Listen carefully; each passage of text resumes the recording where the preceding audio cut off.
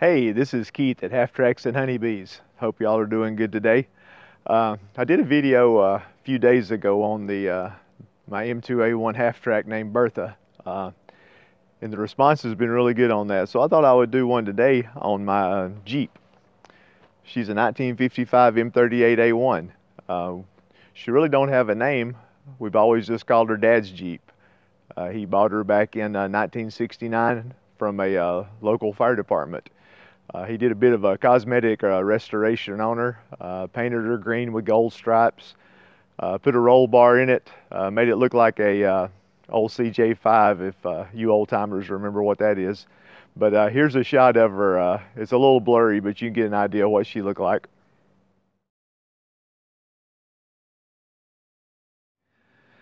Yeah, Dad did a lot of shows with her. He did parades with the VFW. He did a lot of the Memorial Day events over at the Yadkin Memorial Garden at the park. But the Jeep led another life that he didn't know about. Me and my buddies had a lot of good times in this old Jeep. I actually learned to drive it back when I was probably 8 or 10 years old. And then once I got my driver's license, me and my friends, we would take off through the woods and probably got into a lot of mischief we shouldn't have, and got in a lot of places maybe we shouldn't have been, but if she could talk, she could tell a lot of stories. Back when I restored her, I got to fix a lot of things that I broke back in the 70s. All the leaf springs were shattered where we had jumped over stuff. That was back before Dukes of Hazzard even came along. But she got away from me back in the 90s. She started having a lot of trouble. I was married, working night shift. I didn't have anywhere to put her, and Dad sold her to one of his buddies, Joe. Here's a shot of Joe with the Jeep after I got her restored. But Joe bought her and took her home and did a few things, put her in a barn, and he really never drove her anymore. All the spare parts Dad had went with her, so when I was finally able to buy her back from Joe, I got all the parts back, and then I restored her full military like you see her now. Probably took about 1.5 years, but we'll take a little deeper look now. We'll walk around her like I was at an event talking to folks about her. I'll tell you what I know. If I tell anything wrong, I'm sure y'all will correct me in the comments, but here we go. Okay, well, you can see from the front of the Jeep, if you look at a Jeep now in 2023, and many years before that, they really didn't change a whole lot. The M38A1 was the first of the Jeeps that had the rounded over fenders. If you look at a lot of the older Jeeps, they had flat fenders. Even the predecessor to this one, the M38, had flat fenders. Here's a shot of what I'm talking about when I say flat fender. But as you can see, like I said, the front hadn't changed much. The headlights on this, it's over the blackout lights. Some of the Jeeps now, that's where the parking lights are. Of course, you've got these are the marker lights. You know, so when you're in a convoy, you see the little cat size in there. That's all that lights up. The guy in front of you can see that, and then you've got red ones on the back that the guy behind you can see that.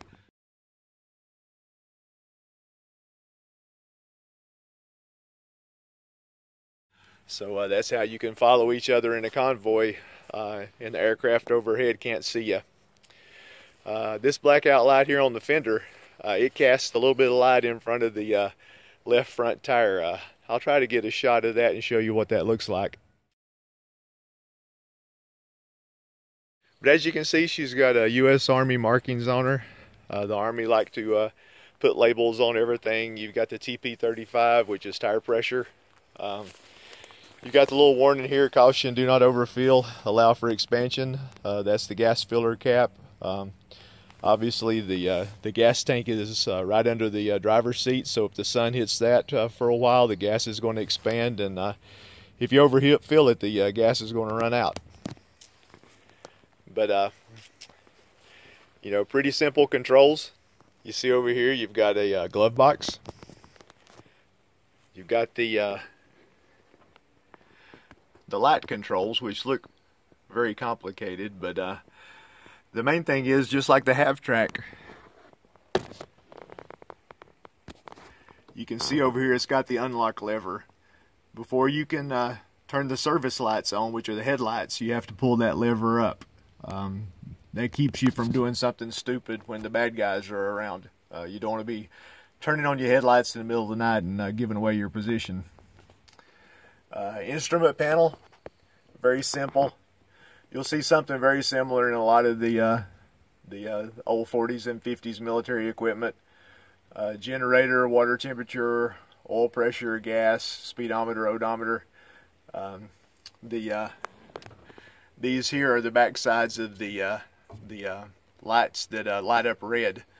So all your indicators are backlit with red, which is supposedly easier to see.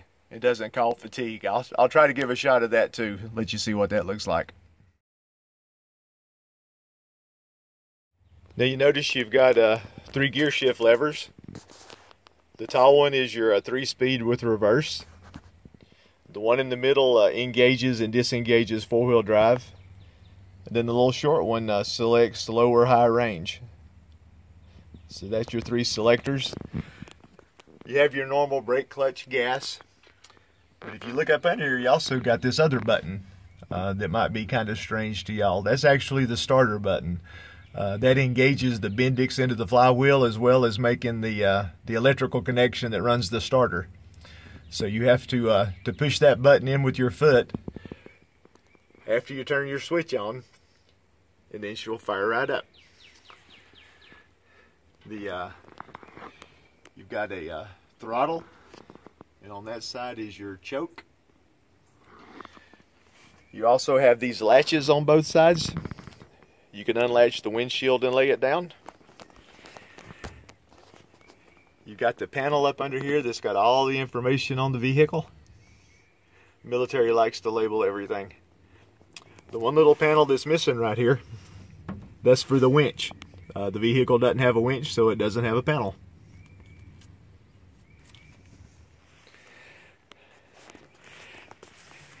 In the back, you've got this roomy back seat. I've got a few things sitting around that I would have laid out in an event. You've got one of your Pioneer tools. You've got an axe. The passenger seat actually folds up, so it makes it a little bit easier to get in and out of. Plus, you've got a toolbox under the seat that has a lot of room for tools, fire extinguisher, all kinds of stuff you can put in there. You also see I've got some mounting points for some seat belts. My wife kind of made me put those in there. She didn't want the grandkids riding without seat belts, so I've got them removed right now. But those are where the seat belts latch on. You also see a M2 HB Modus 50 cal machine gun. It is a replica. If it wasn't a replica, I couldn't do some of the events that we do at shows. One interesting thing, the mount for it is an original type mount, and all the mounting points, the bolts in the legs, the bolts in the center, I had never noticed it before, but there were dimples in the floorboard where the mount went, and there were brackets already mounted on the frame. So all I had to do was drill through the dimples in the floor pan. It went through the holes in the frame, and this mount bolted right up. It was pretty amazing. I'd never noticed that in all the years I drove it, those dimples, but when I started reading about it, it's like one of those aha moments. You have the vacuum motors for the windshield wipers.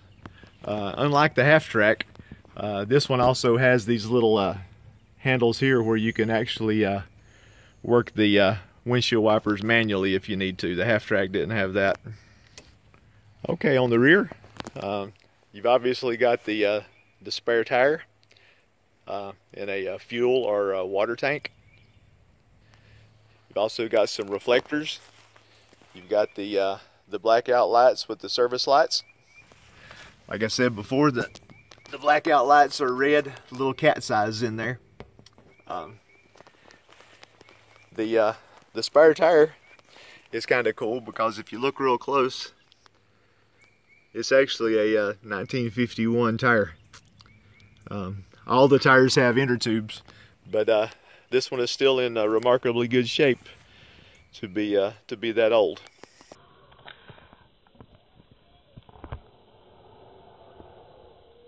You got your pennel for the for towing trailers.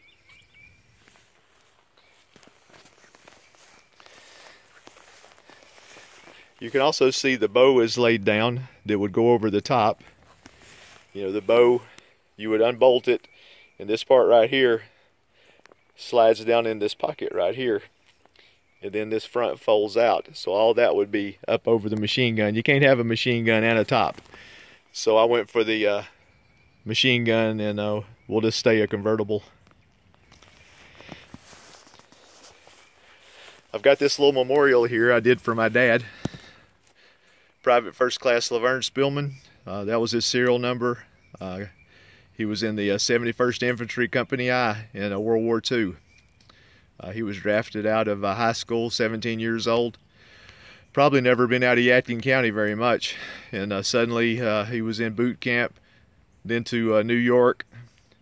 He was on the Queen Elizabeth, over to Scotland, down through Britain, across the English Channel, into France, and he walked through France, Germany, and ended up in Austria when the war ended. So that's my tribute to him. Okay, a little bit farther forward, you've got this little plug right here, which is actually a connection for a 24-volt power. You could, I guess, either jump the vehicle off or jump somebody else off, or power any 24-volt type equipment off of that connection. When I say 24-volt, you know, a lot of the cars were 6-volt, 12-volt. The Jeep was actually 24 volts.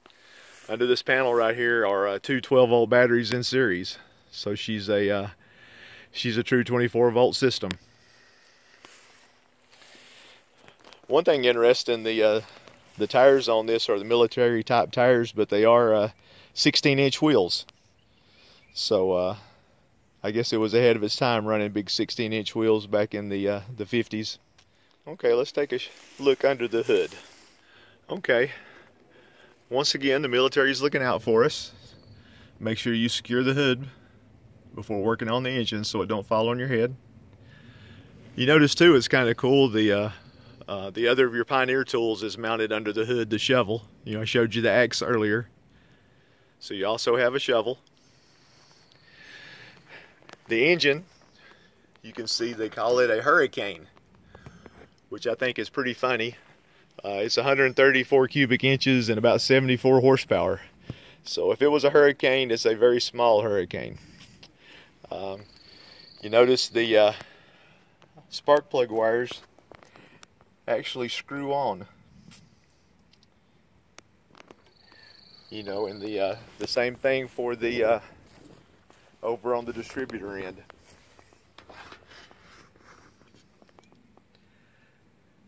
You also notice the connections on the generator are a screw type. And then this humongous voltage regulator also has two screw connections. Then if you take notice of the electrical connections on the wiring harness, everything is a twist type connection with gaskets and seals, and all that is because when everything is right on this Jeep, you can actually ford rivers and put the engine underwater. It's made so you can you take out this little panel here on the side of the hood. You can run a snorkel off of the air cleaner. It goes out through this little U right here. You can run the snorkel up the side of the windshield. You bolt an extension onto the exhaust pipe, and this baby can go through the water.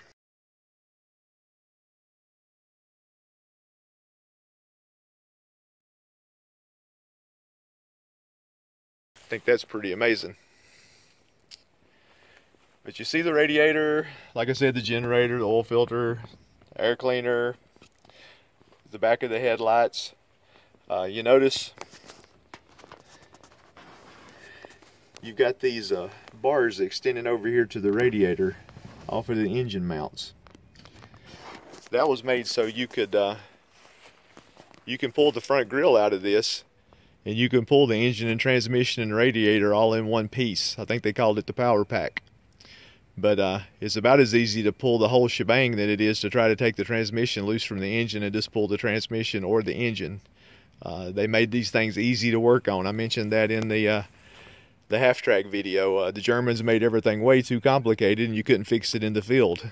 The Americans did a real good job of making this stuff so the GIs could work on it, and if something broke they could fix it, and they could keep fighting. So hats off to the World War II engineers that figured out how to do all this. Here's the horn. It has a mighty sounding horn. So I'm sure that would make anybody get out of your way. Probably not. Down here you have the big fuel pump with the priming lever on the side.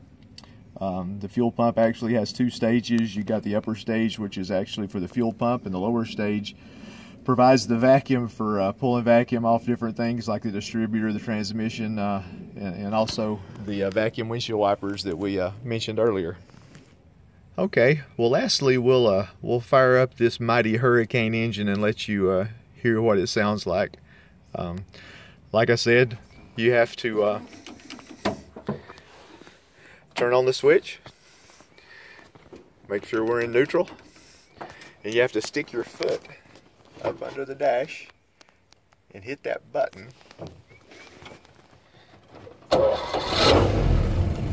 And there we go.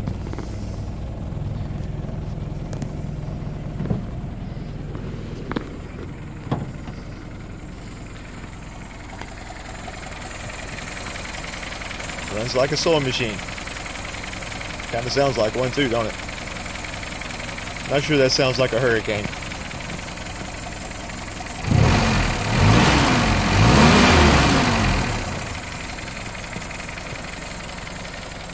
Anyway, well, that's a good look at Dad's Jeep.